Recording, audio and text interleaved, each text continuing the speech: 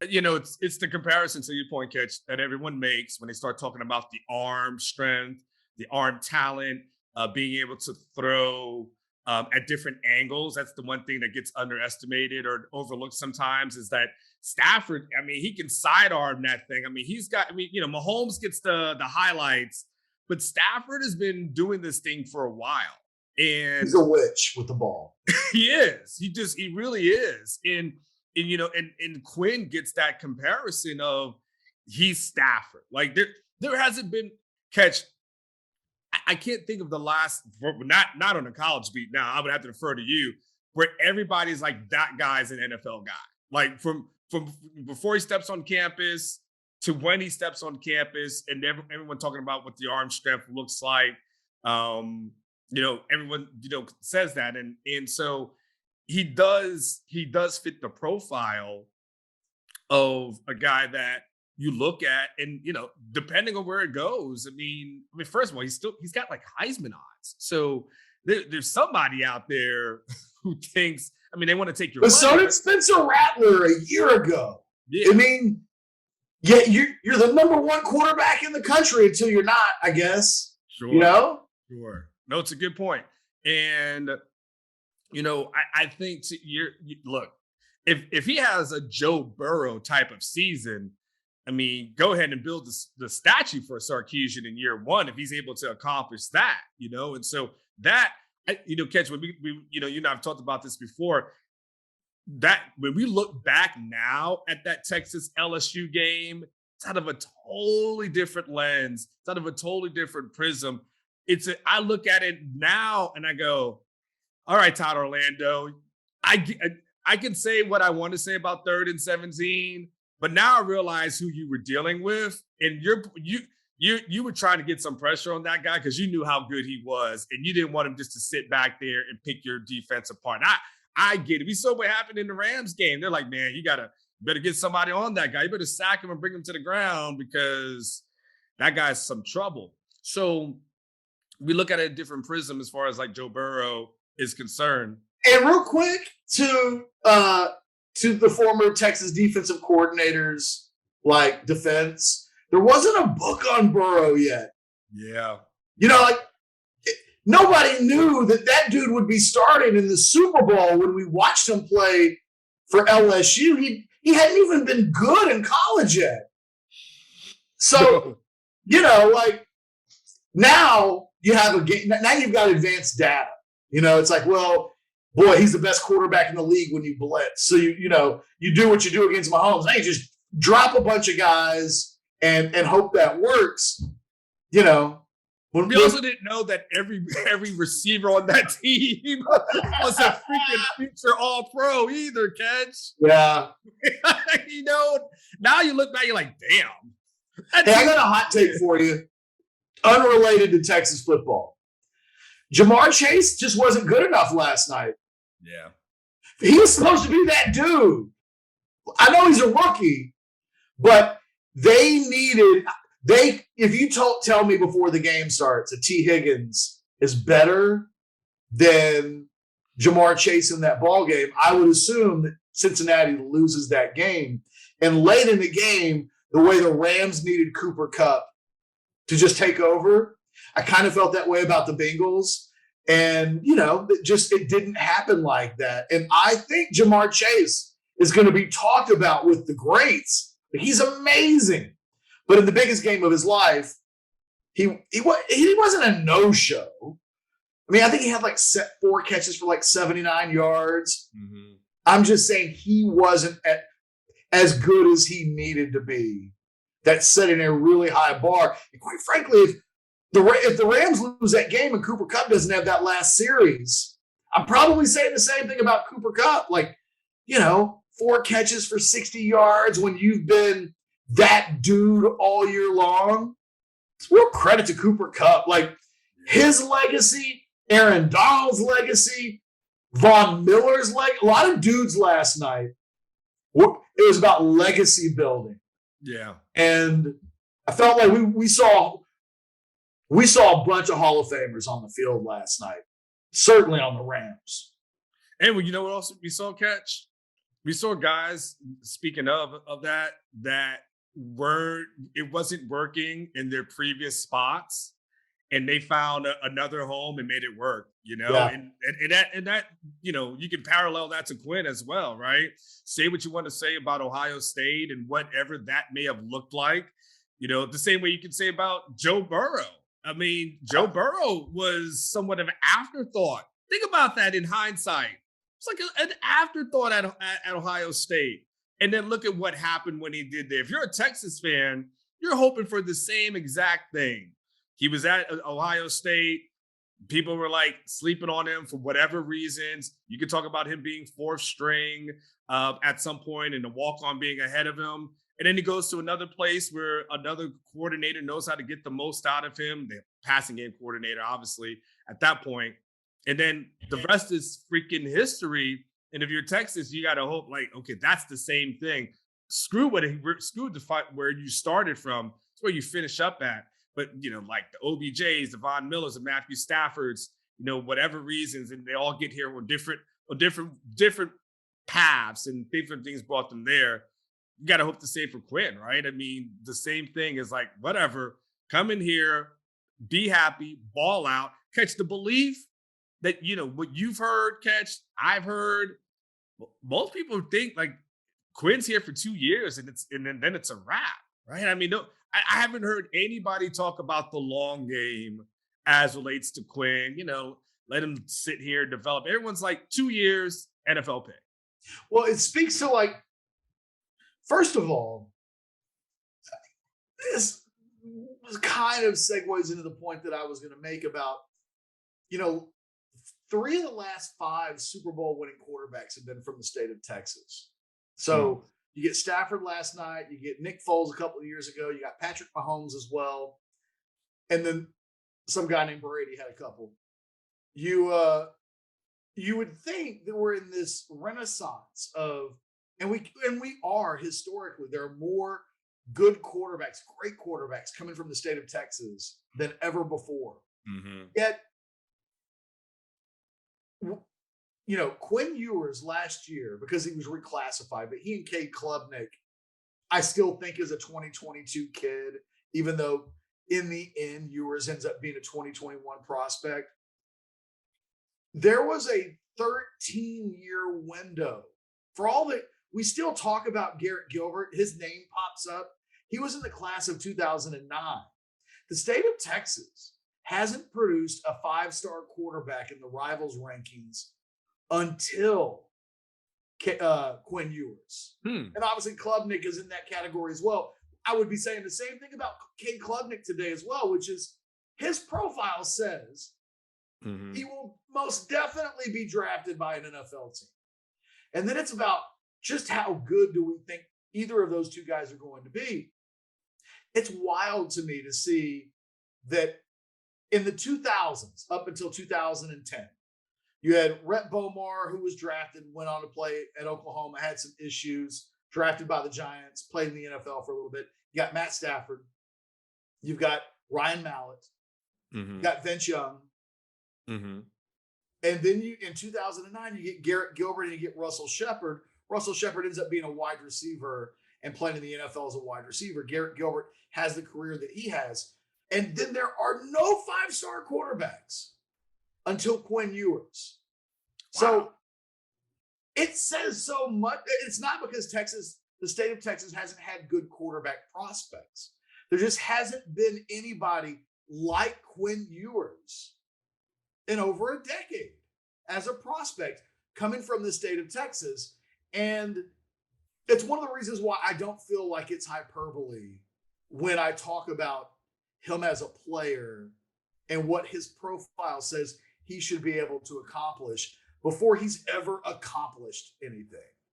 There's almost nobody else other than 5-star quarterbacks. So wait, and catch. Kyler wasn't a 5-star? No, in the end, Kyler was a mid-4-star for Rivals. And you got to remember, there was a lot of thought that Kyler was going to play baseball. And you had the height. And you had I don't agree with it. I thought Kyler Murray was a 5-star talent. But I thought Kyler Murray was a horrible human being. Like, I thought he would be toxic as an entity.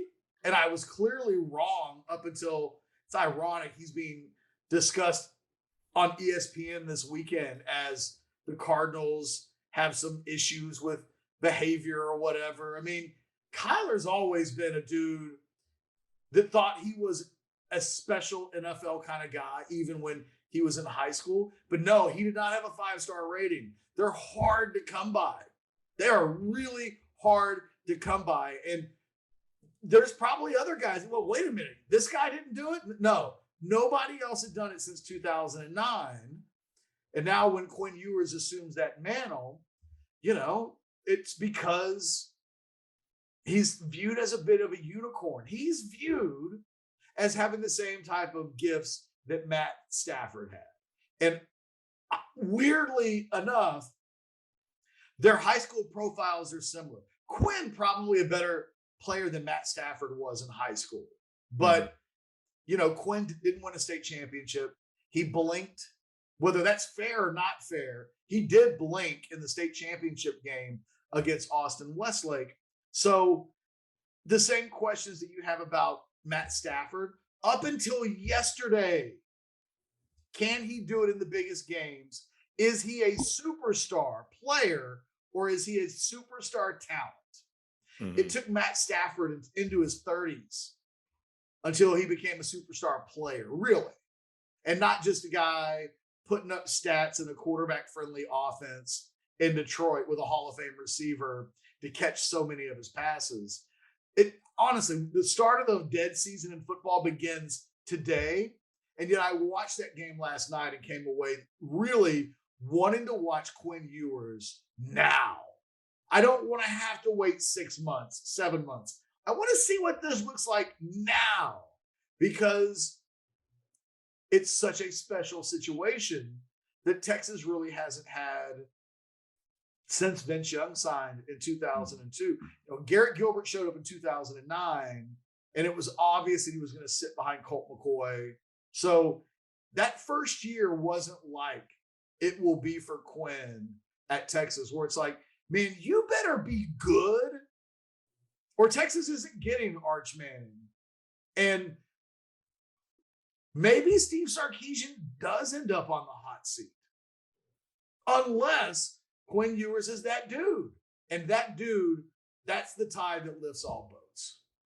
No, I mean, 100%. Like, the best case scenario for, Sarkisian is that Quinn goes and lives up to all the expectations. He gets the most out of Quinn that's possible. That becomes the guy that he needs and to elevate the program.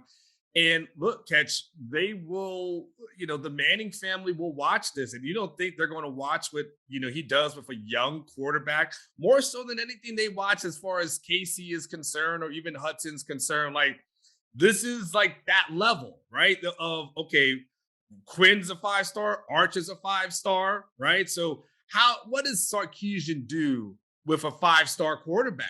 He's supposed to do a lot. Correct. And now if they can look at it intangible, by the way, that family knows quarterbacks. I mean, you say what you want to say about whatever you think of Sarkisian as a quarterback whisperer.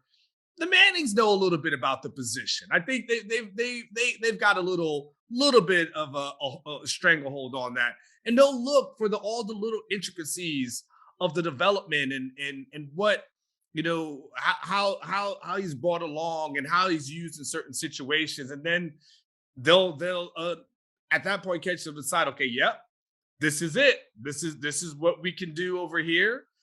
Because they're okay with a red shirt. Like, I know this from my sourcing with them. They're all about the process. And so they're okay with saying if Arch needs the red shirt, he can, but because they're thinking the long term, the long game. So, but he's got to show it. Quinn's going to have to show it in year one. Sarkisian's going to have to show it here in year two for him. And if he can do that, then you get that thing rolling, Catch, right? I mean, when you are like Lincoln Riley, for instance, when you become the guy that's known for developing QBs, like everybody wants to play for you, right? Every 5-star wants to play for you because they know you're that guy, you're that dude. That's the thing that Sarkisian would have to establish here. All right, time for one last Super Bowl related thought. But before we get to that, special shout out again to our guys at Rogue Apothecary, therogueshop.com. Check out the website. I am going to be I'm waiting for my next Rogue package to arrive. Anwar, I'm getting jittery without it. So as soon as we're done with this video, I'm probably going to reach out to Richard and be like, "Hey, is there a tracking number?" We love our Rogue products. Take advantage of the Orange Bloods discount. Orange Bloods as the password, or as I guess the sign up, special code, not password, special code to get. I think. Look above my head. I think it's 20% off. I think so. If not, it's 20% today. Or it's whatever that number says right above next to Orange Bloods. Last Super Bowl theme related thought on the way out the door today. And I got one more too. No, I'm doing. I'm putting on. You get what's your last Super Bowl related thought? Oh, you're asking me. Yeah. My last thought is I'm actually happy for Raheem Morris, the defensive coordinator for the Rams. They covered him down in Tampa. And it was weird, they didn't give him a ton of resources. And I'm not trying to go into that conversation. But it doesn't work out for him in Tampa. He gets fired and he's just kind of been, doing his things in Atlanta for, several years and gets there. And I'm just happy for him just as a good guy. As just a good guy, a good person, to see him go from young coach to get that ring. There's a part of me that is it's really cool. I ran into him I don't know if I was there. Was it USC for whatever reasons? Maybe it was the Cal game or something like that. I ran into him in a hotel, hadn't seen him in years, and was able to take a picture with him and hang out with him for a little bit and meet his family. So it's there's the NFL catch, as the guy who's covered it, is full of a lot of assholes. They're a lot of assholes. People don't realize these guys when you see these interviews with these guys, a lot of these guys are jerks. And I don't give a damn what they profess to be. I don't care if they're a member of the FCA. They still cut when the cameras are off. So a lot of these guys are assholes. So when you come across the good guys, you kind of root for them. And he's a guy that I was rooting for, and I was definitely happy for. They had a historically good defense. If I'm Raheem and Aaron Donald retires, I'm like, yo, I got to find something else to do in life. But Raheem's had some bad breaks in terms of, like you said, of all the teams you could be a head coach for. Those Buccaneer teams might not have been the ones, right? A little bit like being the coach of the Houston Texans last year. Yeah. Sometimes even when you do a good job, they don't even want you to do a good job. He had some toys to work with in LA. I don't know what happens moving forward, but my goodness, Jalen Ramsey, Aaron Donald, Von Miller, they pulled Eric Weddle out of retirement. He gets a ring. Him and Sarkisian are good friends, actually. Interesting. They are actually they both were in Atlanta at the same time. They are actually really close friends. So I don't know if Sark has tweeted out anything to congratulate. I'm sure he's reached out personally. I don't think Sark. I don't know how active he is on the social media thing, and I don't know if he's doing it or someone else is doing it for him. But I do know they're super close. All right, can I give you my Super Bowl thought before we close out? Yeah. I did not watch the commercials in the Super Bowl. It's kind of that's yesterday's thing. Feels like for a long time, the Super Bowl commercial game really mattered. Yeah. I don't know that I can remember many commercials that ran last night. There was the one that had the barcode. The QR. Scan it with my phone, so I have no idea what that was even about. There was one, though, that stood out to me, and I can't stop thinking about it today. Did you ever watch the show Scrubs? Oh yeah. Did you see the commercial yesterday where Zach Braff and Donald Faison are neighbors, like in the suburbs together? Then So they had a I commercial. may have had a few drinks by that point. I may not remember. So you got Zach Braff and Donald Faison living next door to each other in the suburbs, and they like come out, like get their newspapers in the morning or something like that. Dude, they look like us. Really? That was the thing that stood out. Is like Wow. those dudes are like TV stars in 2022. When 10 years after that show stopped running, they put those dudes on TV, and I'm like, oh man, if Zach Braff and Donald Faison can't beat getting older, ain't none of us got a chance. No. Last night I'm watching that, and I'm like, those dudes got old. Really? Yeah. Well, that goes back to where you started from, Ketch, when people say stuff about 50. It's like, you do realize the dude is about 50 years old, right? So, I mean, like, do you really expect him to look how he looked when he was in his 20s? We don't look how we looked in our 20s. So, yes, we all are Asian. By comparison, Fitty looked good. Zach Braff and Donald Faison, who were like heartthrobs. Yeah. Women love them. Talk about two dudes with some dad bodies. Like, they just look like normal dudes now. And I was like, man, Father Time and Mother Nature, we talk about some things being undefeated. Yeah. Father Time and Mother Nature, they don't get cheated. Welcome to the club, Zach and Donald. Yeah, Dad but club has we been still waiting for you. We still have our YouTube groupies, so we're a hit at the senior center though, Catch. Like we can roll into that. So yeah, you know what they're playing at the senior center today? The music from last night's Super Bowl. Oh, because they're all old. They're like, oh, I remember Mary J. Yeah, NWA's bumping at the old folks facility because the people that were in their 30s when that came out are now in their 60s, and it happens. All right, look, leave your comments in the comments section. What was your underrated moment of the Super Bowl? I will enjoy reading those. What things did we miss that you didn't? And oh, by the way, give us your thoughts on what you think about Quinn Ewers being in this discussion. It's really rarefied air, and that kid's in it. And Texas hasn't had one of those in a really long time.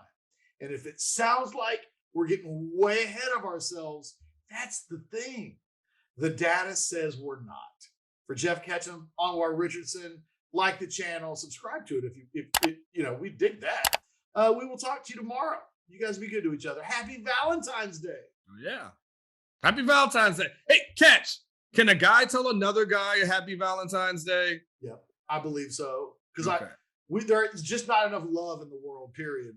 Can you buy a dude a card? Or can you just say, have you texted any of your guy friends and told them happy Valentine's Day? Never once in my entire life. Exactly. Okay. I'm just curious. But I don't think there should be a rule against it. Okay. So like, if I tell you happy Valentine's Day, that should be okay. It shouldn't mean that like I have a crush on you and there's like some deep-seated stuff that I have to work out. Like, we should just be able to be like, hey, it's a holiday. It's a fun one. Happy Valentine's Day, Anwar. Happy Valentine's Day to you, Catch. Happy Valentine's Day to all you sickos who've made it to this part of the video where Anwar and I are exchanging Valentine's Day greetings. Until tomorrow, when won't be Valentine's Day anymore. And maybe we'll talk about the two puppies I adopted over the weekend. Oh, boy. I could have done an Overreaction Monday show just on that. We'll talk to you tomorrow. Later.